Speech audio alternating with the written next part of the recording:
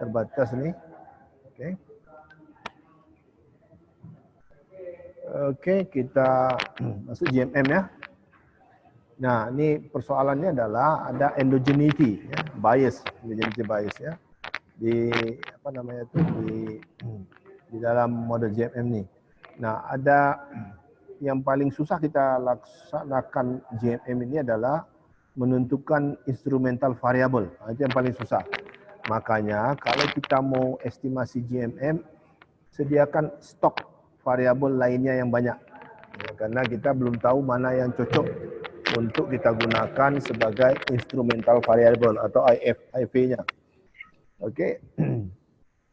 Nah, jadi kita kalau ada endogeneity berarti kita bisa menghasilkan endogeneity bias ya.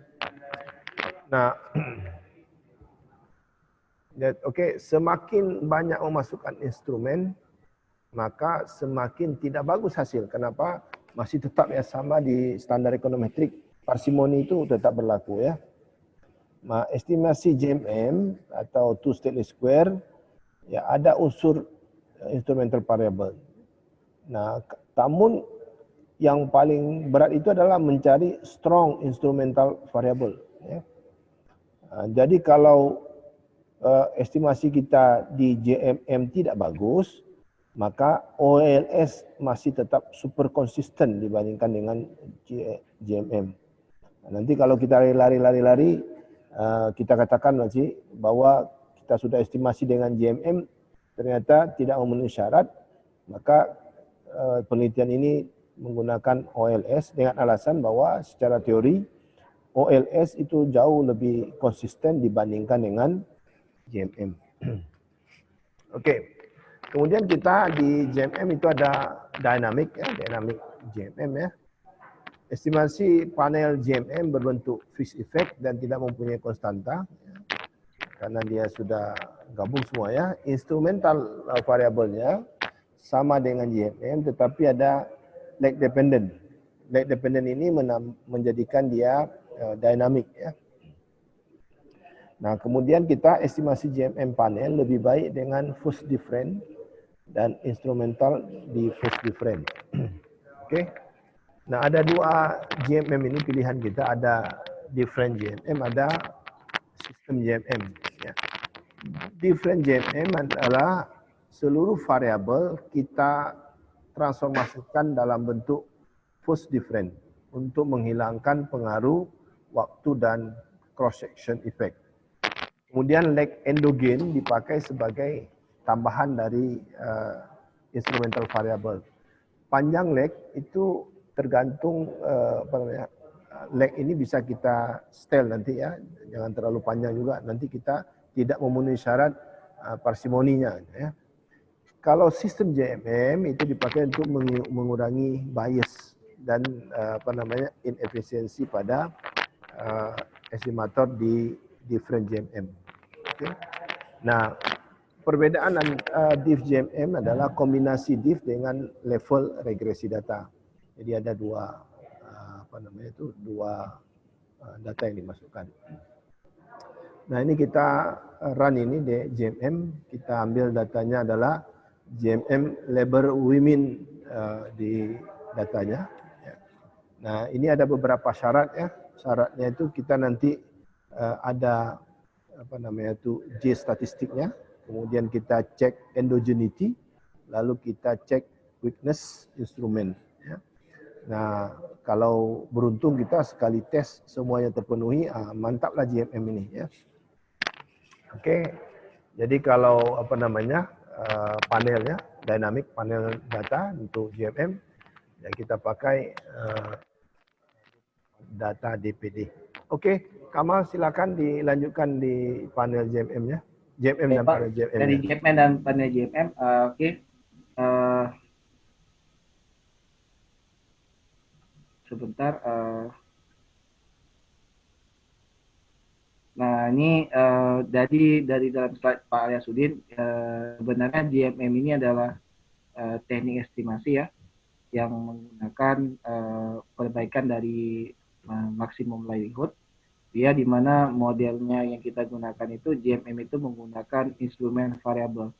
Karena ada masalah endogenitas, kadang-kadang hasil OLS itu menjadi bias karena asumsi klasik itu yang paling berbahaya adalah adanya hubungan error term terhadap variabel bebas kita, ada masalah endogenitas.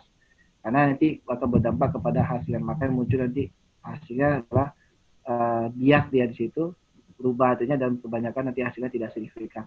Nah, jadi sebelumnya dia menggunakan two state least square, cuman di two state least square itu tidak cukup karena dia pendekatan maksimum likelihood tidak memperbaiki masalah tentang endogenitas ini. Nah, munculnya sekarang yang terbaru adalah GMM, itu generalis method of moment. Nah, jadi yang terbaru tentunya GMM ini yang sekarang lagi up to date ya, masalah GMM. Kalau misalnya Bapak dan Ibu dari masalah finansial atau manajemen itu atau accounting, itu hampir seluruh variabel tentang perusahaan, itu mau ROA, ROE, apapun itu rata-rata adalah masalah endogenitas.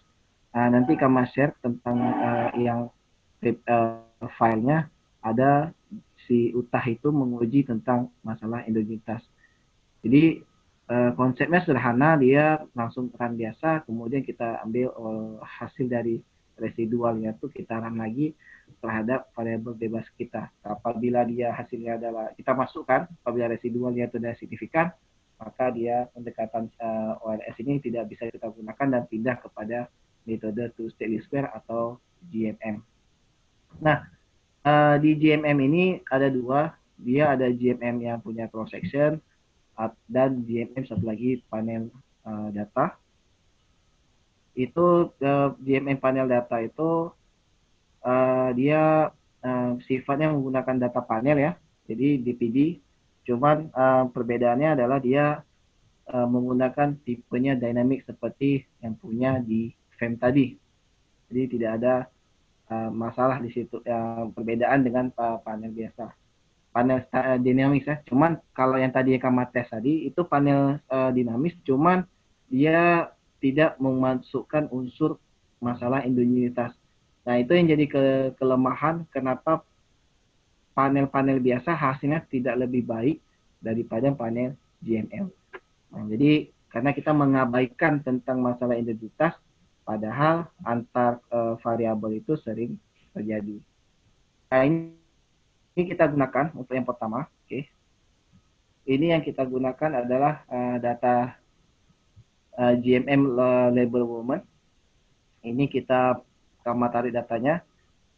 Ini adalah data umum yang kita dapatkan. Karena susah Pak cari data-data seperti ini. Kalau di luar negeri data survei-survei ini kan kadang-kadang orang banyak share, bisa kita gunakan untuk penelitian. Kalau kita di Susena itu harus kita cari itu di bagian label, karena kalau misalnya data-data lain itu sulit kita untuk mendapatkan tentang masalah endogenitas ini. Oke, kita klik next, next dan next. Nanti muncul di ujungnya adalah ini datanya data cross section Pak ya. Sampel kita ini banyak. Ini bukan data umumnya. Itu menggunakan datanya sampai 5.000-an. Oke. 2.000 sini jumlah observasi adalah 2.246. Nah, dan di sininya selected berarti data kita adalah tipe cross section. Kita klik finish. Ini klik no aja. Ini ada pilihannya. Ini tentang tenaga kerja perempuan di Amerika.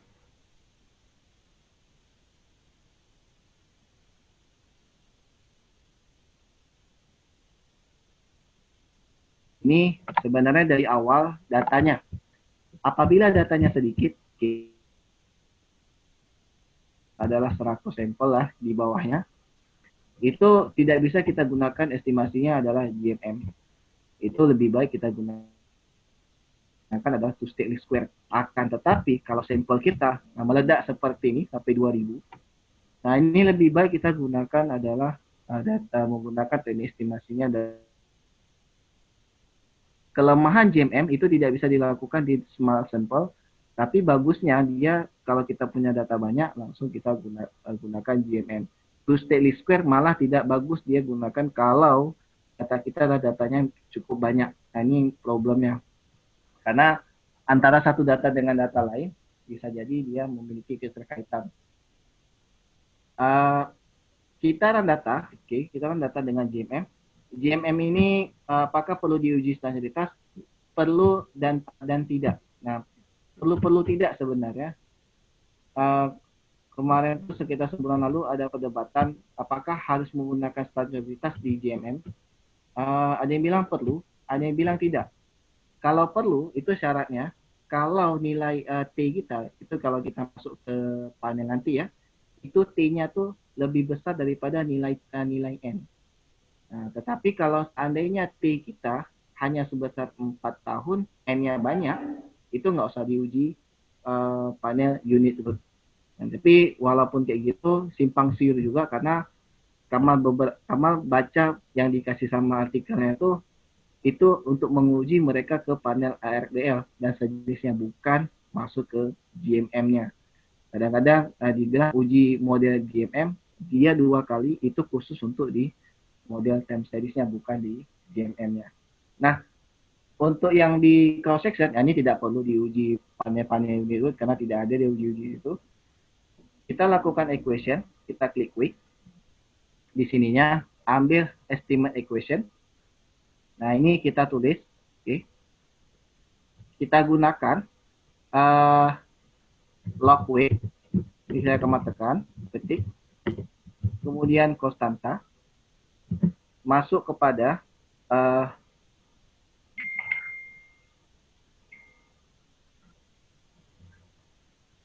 sebentar.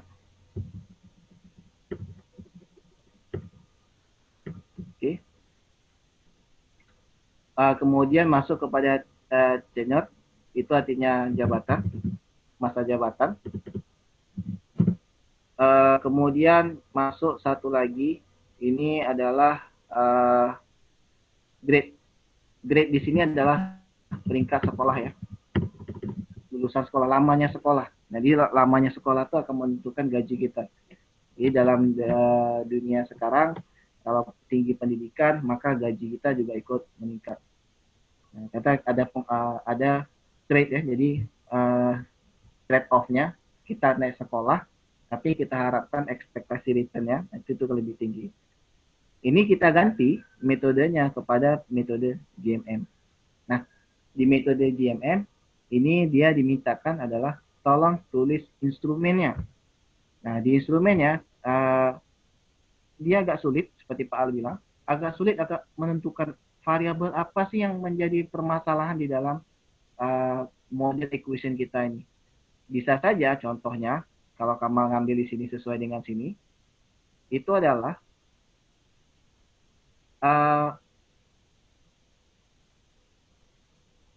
bisa jadi karena race cat, nah ini race ini adalah race kategori orang kulit hitam dan kulit putih itu punya perbedaan upah.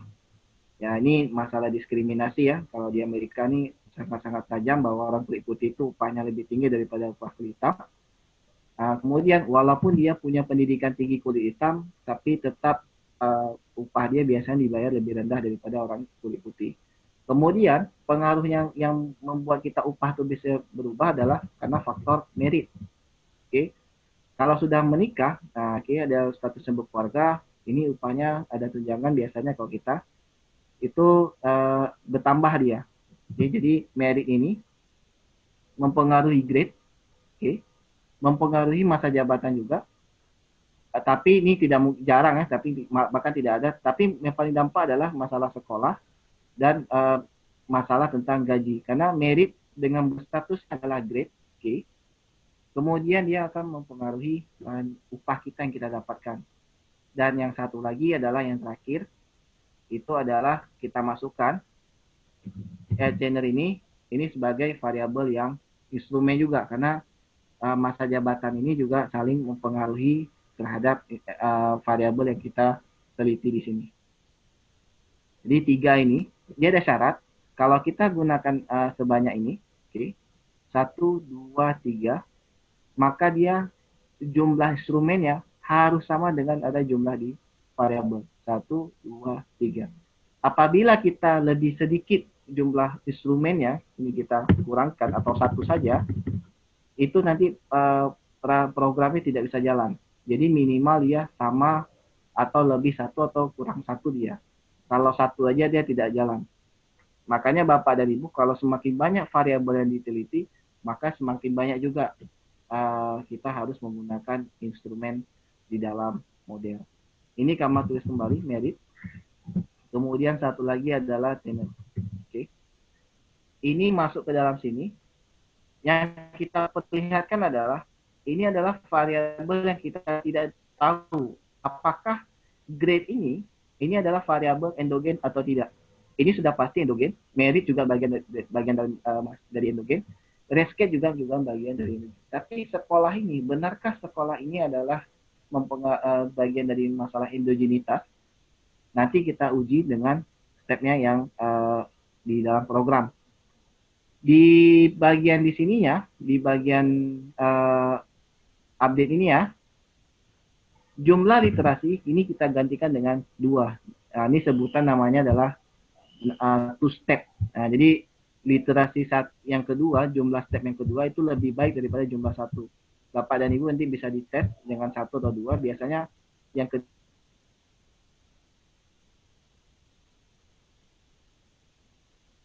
ininya, metriknya ini kita biarkan aja karena dia bentuknya datanya kalau dia ini adalah time series, ini adalah kita gunakan untuk masalah heteros bagi bagiannya tentang data cross section.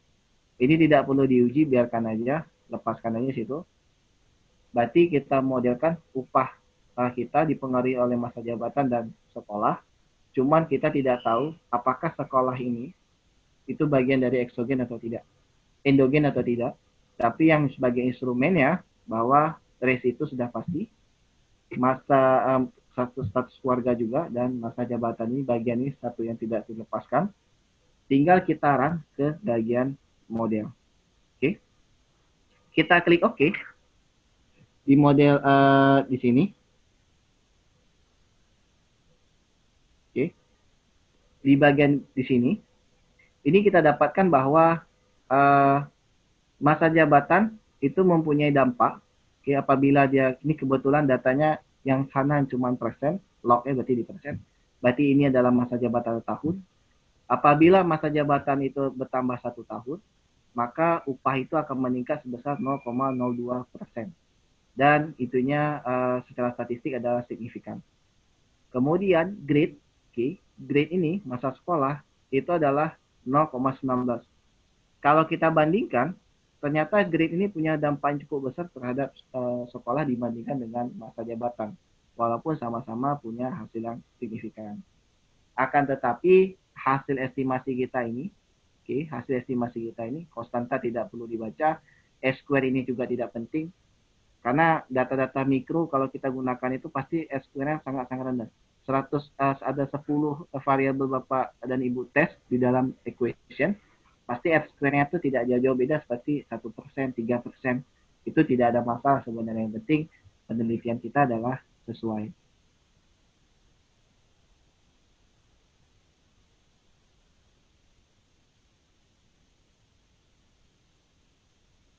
Signifikan. Hansen test, Hansen testnya artinya kita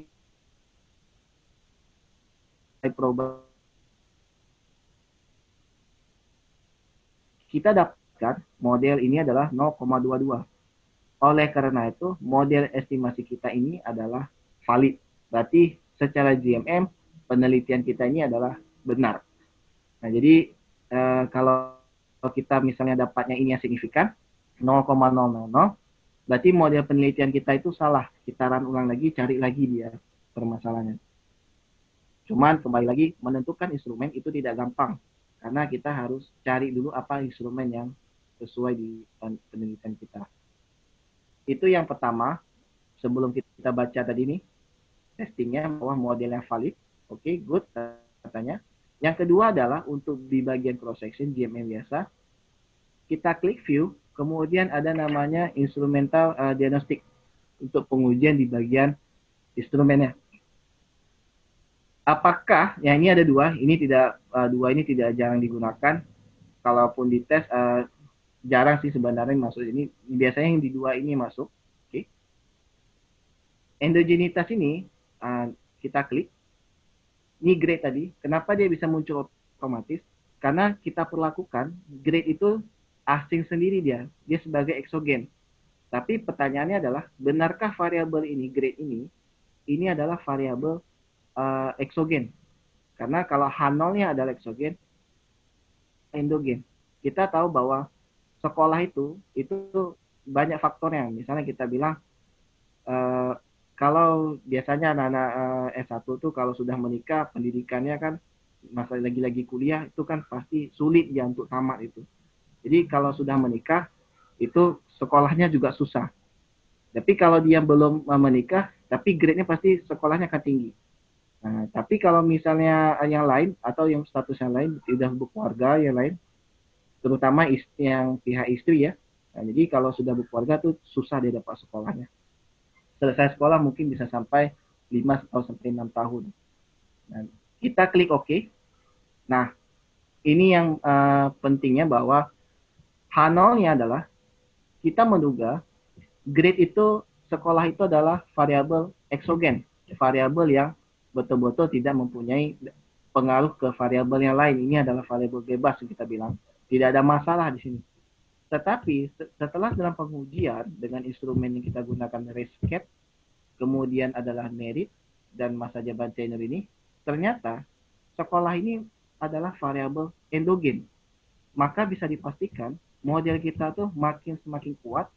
Ternyata sekolah itu adalah variabel yang endogenitas, mempunyai faktor endogenitas.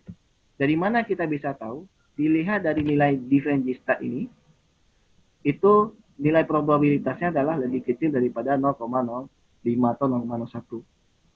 Maka sekolah itu kalau kita bilang bahwa memang adalah variabel endogenitas.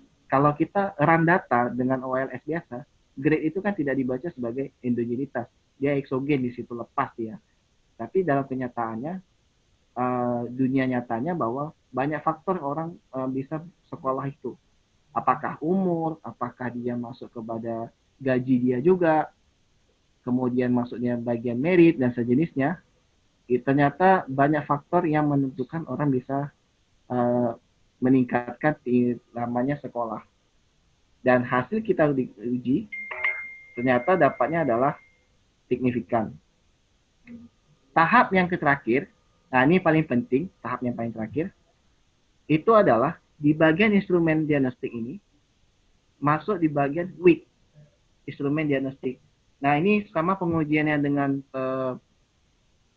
dengan instrumen two-stick least square, apakah instrumen yang kita gunakan itu betul-betul valid atau kalau kata saya bilangnya valid, tapi kalau program itu apakah benar-benar kuat atau lemah. Kalau lemah berarti salah kita menganalisa, karena dugaan kita bahwa variabel ini itu akan menentukan pengaruhnya terhadap variabel equation kita. Kalau dibilang itu kuat, maka instrumen kita ini sudah sangat layak dan kita boleh masuk ke interpretasinya. Kita klik weak ini. Nah ini pendekatannya ada Stock-Yogov, dibilang ya, hasil sininya adalah nilai F-star kita adalah 28,19 dibandingkan dengan nilai critical value ada yang 25, 10 dan sejenisnya, bahwa di tingkat 25%, oke. Ini sebenarnya yang dimaksudkan dengan instrumen Stock-Yogov ini adalah apakah instrumen kita, hasil estimasi kita itu relatif bias atau tidak di tingkat 10%, 15, 20, dan 25%. Syaratnya dia harus di tingkat nilai di sini, 10 ini. Ini kan ada dibilang ini tidak bisa keluar karena instrumennya hanya ada 3. Kalau misalnya instrumennya banyak, nanti Bapak dan Ibu tes, itu dia nanti akan muncul relatif bias. Jadi hasil estimasi kita dengan OLS itu bisa dibandingkan dengan stok Yogo ini. Jadi kita dapatkan sebenarnya di hasil uji ini menunjukkan bahwa instrumen kita tuh valid karena nilai kita dapat itu adalah sangat-sangat strong. Tetapi karena kita variabelnya kita gunakan itu adalah sedikit, jadi kita tidak bisa tahu apakah hasil estimasi kita tuh berapa persen sih biasnya estimasi kita dengan pendekatan OLS. Jadi stepnya kalau yang pertama adalah yang ini, cara buatnya wajib dia ada instrumen. Ini include loss data otomatis. HAC ini kita biarkan saja. Two step least square-nya stepnya ini kita gunakan adalah two step dengan pendekatan ini adalah GMM. Untuk di optionnya ini kita tidak perlu kita ganti. Ini kita klik OK.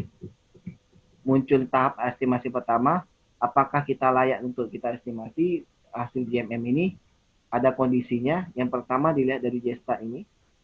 Syaratnya harus di atas 0,05 bahwa hasil estimasi GMM ini adalah valid. Di atas 0,05 kalau kita menolak di bawah 0,05 maka estimasi kita ini tidak valid modelnya. Kalau ini sudah valid, kemudian masuk kepada bagian cek bagian masalah regresor. Kita masuk di bagian sini, kita perlakukan apakah sekolah itu adalah variabel endogen maupun eksogen. Sebelumnya adalah variabel kita gunakan linear itu adalah eksogen. Namun ketika kita run data dengan pendekatan GMM, pengujiannya adalah itu variabel endogenitas. Maka dugaan kita bahwa ada masalah tentang endogenitas di dalam model itu sudah benar. Dari mana kita bisa tahu nilai probabilitas kita itu adalah di bawah 0,01. Syarat yang ketiga adalah kita uji instrumen kita, seberapa kuat kita menggunakan instrumen itu. Kalau dia lemah, maka estimasi kita itu akan relatif nanti memunculkan hasilnya yang bias. Tapi kalau dia hasilnya signifikan lebih besar nilai daripada ini, lebih besar, maka strong valid. Berarti yang kita gunakan instrumen di dalam model itu adalah tepat dan sangat baik sehingga estimasi yang pertama ini layak kita untuk interpretasikan. Baik, ini untuk masalah GMM. Untuk yang masalah panel dynamic, nah ini khusus lagi ya, kembali lagi ke sana. Ini Kamal ambil datanya dulu, ini kita simpan dulu. Masuk ke bagian data.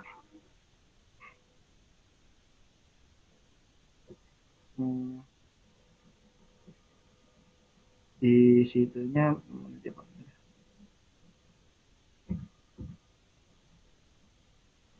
Oke. Nah, ini ada data disertasi ya. Jadi kita gunakan disertasi yang paling atas nih, yang nomor 3 di PDELG. Nah, ini dia untuk mengkonfirmasi banyak tujuannya, mengkonfirmasi kira-kira apakah ada hubungan antara ekspor migas dan migas terhadap pertumbuhan ekonomi. Nah, ini kita klik next saja. Oke. Ini datanya. Karena dalam hasil estimasinya, dalam artikelnya dibilang bahwa penelitian menggunakan FEM, kalau kita menggunakan equation-nya FEM, ini menggunakan equation-nya FEM, dia dapat hasilnya positif. Apabila ekspor migas bertambah, maka pertumbuhan ekonomi akan bertambah. Non migas yang bertambah, pertumbuhan ekonomi juga bertambah. Ini dengan pendekatan fix. Kalau kita dengan uji FEM, ini dapatnya adalah sama di tingkat 10%. Maka penelitian ini sebenarnya dia tidak cukup untuk masuk ke di bagian 10% ini. Nah, jadi si penelitinya, Huri itu, dia langsung masuk kepada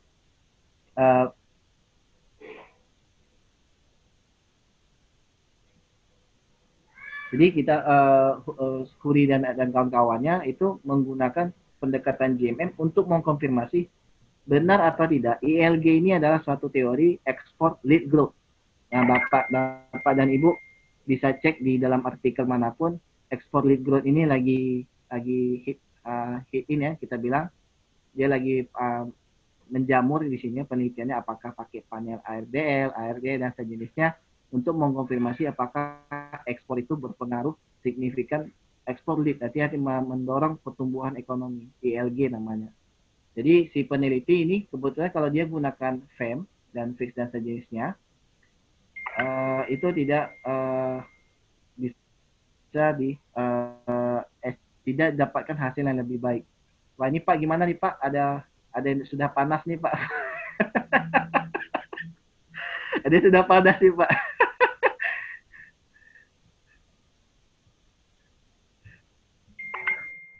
Apa kawan-kawan bersedia lanjut setelah Isya nanti? Boleh, Pak. Pukul 20 ya kan? Ya, 20 boleh. Ini sudah panas Pak dari tadi pagi Pak. Kalau Palembang Pak, baru masuk maghrib Pak. Nah itulah, maksudnya kita stop sekarang. Iya. Ya. Nanti pukul 20 kita mulai lagi. Boleh Pak, boleh. Boleh. Nah, boleh. Iya. Boleh Pak. Di Ibu hari ini sudah panas nih Pak. Nah, Bu hari ini karena Ibu hari ini karena dekat kompor tuh makanya panas. Sambil masak Pak. Iya makanya panas ya. Jadi, Kalau besok malam minggunya. Besok saya malam minggu. Ditunda dulu malam minggunya. Besok mohon maaf saya ada acara jadi tidak mungkin. Kalau mungkin kan nanti pukul 20 kita mulai lagi. Iya. Betul Pak. Ya, enggak apa-apa Pak. Boleh ya? Enggak apa-apa. Kita akhiri sekarang ya. Iya Pak. Ya. Oke, Kita ya. istoma dulu Pak. Nah, oke. Ya istoma lu.